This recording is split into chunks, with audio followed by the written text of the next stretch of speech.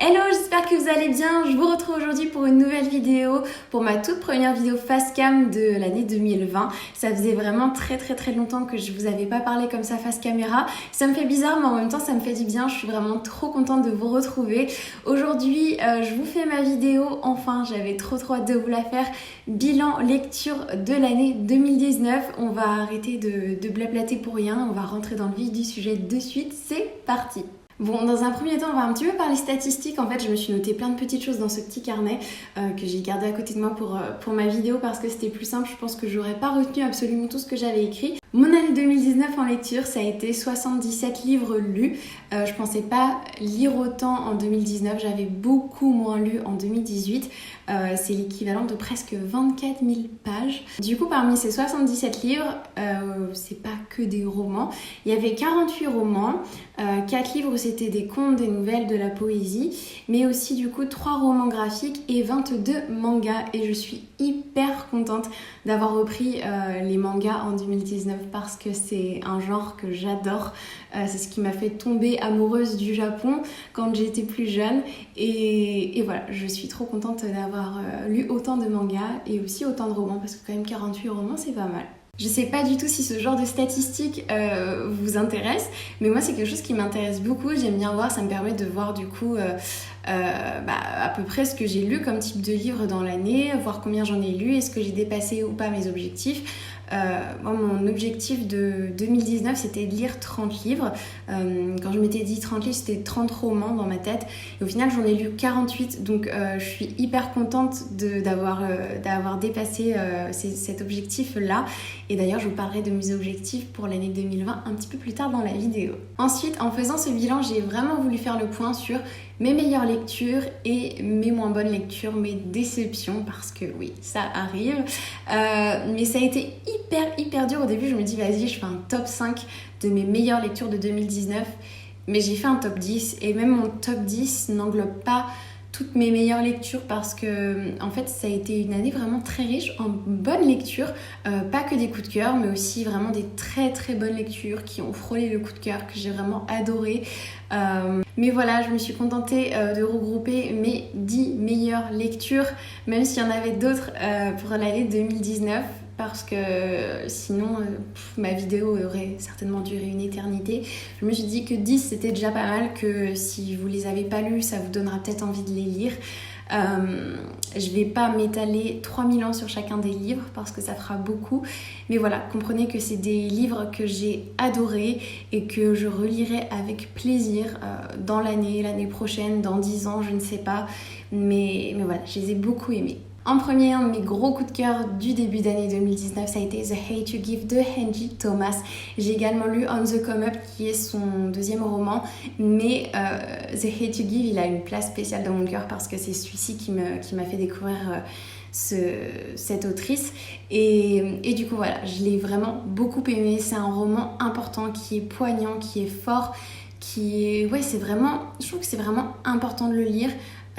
Parce que du coup ça traite vraiment de sujets hyper intéressants et importants. Donc voilà, ça a été un immense coup de cœur et j'essaierai de vous linker en barre d'infos. Je sais pas si je vais réussir à tout retrouver, mais je pense que oui, les vidéos dans lesquelles je parle un petit peu plus en détail de chacun des livres, si j'y arrive. Mais voilà, gros coup de cœur pour celui-ci. Ça a été une de mes meilleures lectures de 2019. Ensuite, je pense que vous le savez parce que vous m'avez entendu parler de ce livre pendant des semaines, peut-être même des mois. C'est Vicious de V.E. Schwab qui a été un de mes plus gros coups de cœur de l'année 2019. Je vais pas m'étaler dessus parce que je pense que je l'ai déjà fait partout, genre que ce soit sur YouTube, sur Instagram, en post, en story, tout ce que vous voulez. Ça a été un de mes plus gros coups de cœur. Le deuxième tome est sorti en fin d'année dernière. Je ne l'ai toujours pas lu parce que je me sentais pas prête. Mais il y a de fortes chances qu'il y passe enfin en 2020. J'ai tellement aimé ce livre, l'histoire, genre l'originalité du truc, la plume de l'autrice qui est juste incroyable. J'aime vraiment beaucoup la façon que V.E. Schwab a de raconter ses histoires et les personnages qui étaient vraiment très forts, attachants, que j'ai adoré. Et voilà, je vais pas m'étaler 3000 ans sur ce livre. Comme je vous l'ai dit, je vous en ai déjà assez parlé. Mais voilà, un de mes plus gros coups de cœur de 2019, Vicious de V.E. Schwab. Ensuite, j'avais vraiment trop aimé La Cité du Ciel de Amy Ewing. À la base, cette autrice, j'avais déjà lu sa première trilogie qui s'appelle Le Joyau, que j'avais beaucoup aimé. Mais là, c'est quelque chose de totalement différent, mais qui ne m'a pas déçue pour autant. Et le deuxième tome sort cette année au mois d'avril, si je ne veux pas dire de bêtises. L'univers est dingue, je trouve que ce qu'elle a créé, c'est complètement ouf. Et je me demande si je vais pas le relire avant d'attaquer le deuxième tome. Honnêtement, après avoir lu la trilogie du Joyau, quand j'ai lu celui-ci, ce roman n'a fait que confirmer que j'adore cette autrice. J'aimerais beaucoup la rencontrer pour discuter avec elle de ce qu'elle fait, parce que je trouve que, je sais pas, elle a de très bonnes idées, elle a une plume très fluide, très agréable à lire. Et voilà, franchement, je l'adore. Ensuite, un autre coup de cœur qui a été vraiment énorme, ça a été le deuxième tome du Faiseur de rêves de Laini Taylor, qui est La Muse des cauchemars, que j'ai complètement adoré. Je trouve que ça a été une lecture vraiment magique. Et il n'aurait pas fallu un troisième tome. Je trouve qu'une duologie, c'était vraiment très bien. Laini Taylor, elle a fait les choses comme il fallait. La fin est juste parfaite.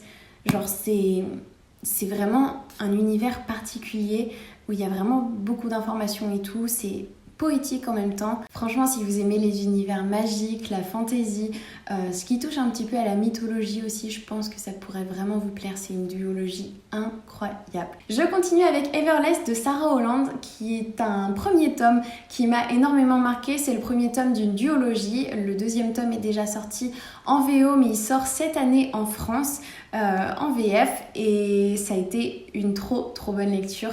J'ai vraiment adoré.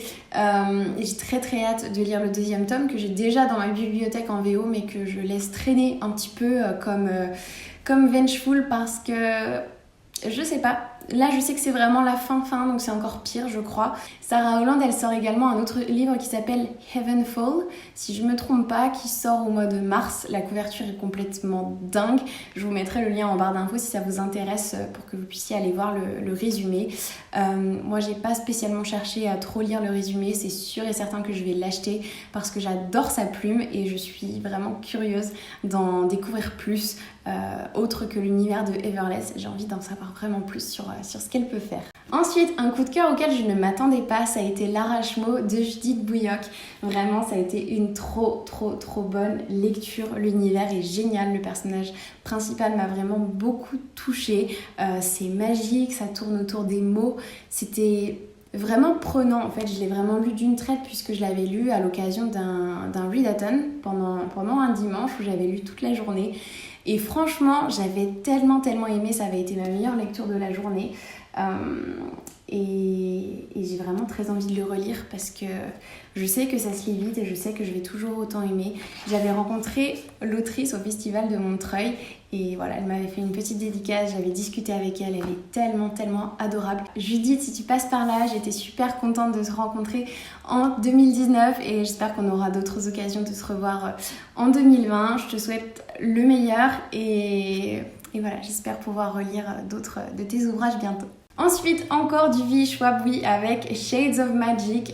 J'ai lu les 2 premiers tomes en 2019. J'avais commencé le 3e tome également, mais ça faisait trop d'un coup. L'univers est tellement dense que ça faisait beaucoup de tout lire à la suite. Du coup, voilà, je pense qu'en 2020, je vais essayer de me lire ce 3e tome enfin. Mais ça a été vraiment... Les 2 premiers tomes, une lecture vraiment géniale. J'ai adoré l'univers, les personnages, tout. Genre, encore une fois, la plume de V.E. Schwab qui est incroyable. Si vous avez lu Vicious et que vous n'avez pas lu Shades of Magic, lisez-le. Si vous avez lu Shades of Magic et que vous n'avez pas lu Vicious, lisez-le aussi. Franchement, je pense qu'une fois qu'on a un petit peu mis les pieds dans l'univers de V.E. Schwab, c'est difficile d'en sortir. Une autre de mes meilleures lectures de 2019, ça a été American Royals. J'ai trop aimé. Ça a été vraiment, je sais pas, une bouffée d'air frais dans mes lectures. En fait, j'ai trop aimé. C'était frais, c'était vivant, c'était vraiment prenant et addictif. Et je n'attends qu'une chose, que le deuxième tome sorte. Je pense que c'est pas pour de suite, mais j'ose espérer que ce sera pour peut-être fin 2020, plus probablement début 2021, mais j'ai très très hâte que la suite sorte. Un autre énorme coup de cœur, ça a été Heartstopper de Alice Oseman. Les 2 premiers tomes qui sont sortis et que j'ai lus, je les ai vraiment adorés et dévorés. Ça se lit beaucoup trop vite. C'est un roman graphique, donc ça se lit encore plus vite qu'un roman, bien évidemment. Mais franchement, j'ai tellement adoré les personnages, les sujets qui sont si importants. J'avoue que j'aurais bien aimé lire ce genre de choses quand j'étais encore plus jeune, parce que je trouve que on n'a pas eu, quand on était plus jeune, des livres avec des sujets aussi forts et aussi importants. Alice Oseman, j'ai également eu l'occasion de la rencontrer pendant le festival de Montreuil, et c'est juste une personne incroyable. Elle est tellement gentille, douce et adorable. Je sais pas, j'étais tellement impressionnée en la voyant, elle est incroyable. Et je compte bien lire ses autres livres cette année. J'aimerais beaucoup tous les lire enfin. Et le 3e tome de Heartstopper qui sort en VO début février, que j'attends avec tellement d'impatience. Il est déjà précommandé. Je l'attends dans ma boîte aux lettres le plus vite possible. Et enfin, pour en terminer avec mes plus belles lectures de 2019, vous vous doutez bien que je ne pouvais pas ne pas vous parler de La Passe Miroir quand même, avec ce dernier tome qui est sorti en novembre dernier, que j'ai lu au mois de décembre. J'ai pris mon temps. Ça a été une lecture difficile pour moi parce que j'aime tellement cette saga que ça a été très très dur. C'était la fin, donc voilà, c'était la dernière fois qu'on passait du temps avec nos personnages favoris. Et j'ai du mal à en parler honnêtement, parce que ça a été vraiment une lecture tellement forte et incroyable. J'ai trop aimé. Avant ça, les mois précédents, j'avais relu les 3 premiers tomes qui ont été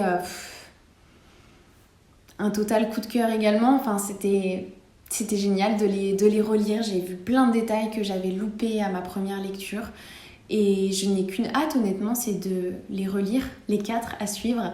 Et voilà, je sais que ce ne sera pas pour de suite. Peut-être en fin d'année 2020, je ne sais pas. Mais voilà, ça a été une de mes meilleures lectures de 2019. Pour ne pas dire de toute ma vie, en fait, puisque du coup, c'est une de mes sagas préférées. Vraiment.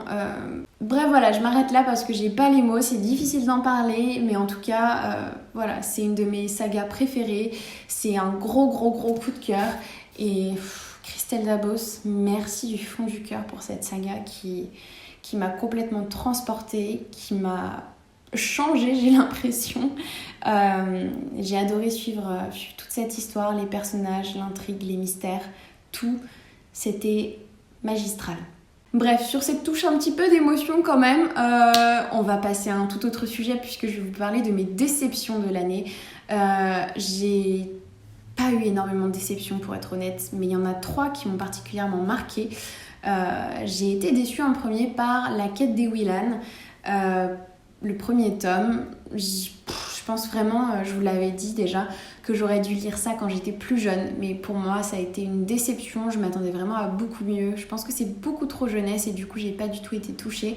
Je pense que ouais, j'aurais pas lu ça du tout de la même façon si j'avais été plus jeune. Je regrette de ne pas avoir découvert l'univers de Pierre Bottero quand j'étais... Je sais pas, quand j'étais au collège peut-être. Même quand j'étais en fin de primaire, ça aurait été top. Je pense que je suis passée à côté de quelque chose, mais voilà, c'est comme ça, je ne l'ai pas lu au bon moment. Et peut-être par contre que je donnerai sa chance à la trilogie d'Elana, parce qu'apparemment c'est plus mature quand même, mais pour l'instant je suis pas prête à le faire, mais peut-être un jour. Ensuite, je vais peut-être en étonner ou décevoir certains, je vous en avais déjà parlé, mais j'ai été déçue de Il est grand temps de rallumer les étoiles de Virginie Grimaldi, tout simplement. Pas parce que c'est un mauvais livre, mais c'est pas pour moi. Moi, c'est pas le genre de livre que je kiffe lire et j'ai voulu donner sa chance parce que c'est une autrice dont on entend énormément parler. On m'a dit beaucoup de bien de ses livres et tout, et ça l'a pas fait pour moi. C'est pas du tout le genre de livre que j'aime lire. Donc voilà, ça a été un flop pour moi. Et enfin, dernier livre de ce top 3 déception, ça a été Le Marchand de Sable, le tome 1 du Marchand de Sable de Gaïa Alexia. Tout simplement, j'ai pas aimé autant que je pensais aimer, même si le sujet était vraiment intéressant. J'ai beaucoup aimé l'aspect mythologie grecque dans ce livre, mais il manquait beaucoup de choses, même si l'idée principale était bonne. Je trouve que ça n'a pas été assez exploité. Et c'est une duologie, il y a du coup un tome 2 qui suit derrière. Et en fait, le tome 1 a pas suffi à me donner envie de lire le tome 2. Donc c'est pour ça que j'ai été déçue. J'attendais au moins, enfin jusqu'au bout, je me dis bon, peut-être que par rapport à comment ça se passe à la fin et tout, je vais avoir très très très envie de lire ce tome 2. Mais non, donc voilà, assez déçue, je m'attendais à accrocher un petit peu plus. Et on arrive bientôt à la fin de cette vidéo. Je vous avais promis que je vous parlerai de mes objectifs lecture de 2020. En premier, je me suis fixée sur Goodreads l'objectif de lire 50 livres, 50 romans. J'exclus cette fois-ci les mangas parce que voilà, j'ai l'impression que j'y vois beaucoup plus clair en pensant seulement roman, parce que les mangas ça se lit tellement vite, en 45 minutes, 1 heure c'est bâclé disons, donc voilà, je me focus plus sur le chiffre roman, sachant que du coup l'année dernière j'ai fait 48, voilà, je pense que il n'y a plus grande différence et je pense que ça va grave le faire. Surtout que là je tourne à 1 livre par semaine, donc pour l'instant c'est nickel. J'espère que je vais continuer comme ça. Et voilà, mais honnêtement, pas de pression. Je me dis voilà, c'est pas grave si j'atteins pas mon objectif, si je le dépasse c'est tant mieux. Mais vraiment aucune pression, je me dis on y va tranquille. Le but c'est avant tout de se faire plaisir en lisant, donc voilà. Ensuite, un autre objectif que je me suis fixé, c'est de lire davantage en anglais. Je trouve que je ne prends toujours pas assez le temps, parce que c'est vrai que je suis légèrement plus lente en lisant en anglais qu'en français. Je pense que c'est normal, mais je risque pas de m'améliorer par rapport à ça si je ne prends pas assez le temps de lire en anglais, et j'aimerais vraiment faire ça davantage en 2020. Et enfin, un troisième objectif que je me suis fixé, c'est que je me suis fait en fait une liste de 12 livres que je voulais absolument, mais vraiment absolument lire en 2020. Et du coup, cette liste, il faut absolument que je la valide et que je lise ces 12 livres en 2020. Dessus notamment, j'ai par exemple le 3e tome de Shades of Magic, le 2e tome de V.E. Schwab. Enfin, il y a vraiment des trucs que j'ai l'impression que je me dis, il faut que je les finisse. Et d'autres livres que j'attends beaucoup cette année, des livres que je voulais lire l'année dernière, que j'ai toujours pas lu, que je veux du coup absolument lire en 2020. Donc voilà, n'hésitez surtout pas à me dire si ça vous intéresse que je partage cette liste avec vous. Mais maintenant que je vous dis ça, je me dis que je vous la partagerai peut-être dans ma vidéo sur mon carnet de lecture. Je pense que ça va pas tarder à arriver, ça non plus. Je pense que d'ici 2-3 semaines, ça devrait arriver, je pense courant février. J'ai très envie de vous montrer ça et j'ai très hâte. Et j'en arrive enfin à la fin de cette vidéo, j'espère vraiment que ça vous aura plu. N'hésitez surtout pas à venir discuter avec moi en commentaire, je suis curieuse de savoir plein de choses à chaque fois. Parlez-moi de vos objectifs pour 2020 si vous en avez, parlez-moi des livres que j'ai lus l'année dernière et que vous avez déjà lus aussi, s'il y en a que vous n'avez pas encore lus mais qui vous font vraiment envie. Franchement, dites-moi tout ça en commentaire, je serais ravie de pouvoir en discuter avec vous. Sur ce, je vous remercie vraiment d'avoir regardé cette vidéo jusqu'à la fin. Je vous fais plein de gros bisous, prenez bien soin de vous et je vous dis à très vite pour une prochaine vidéo. Bye!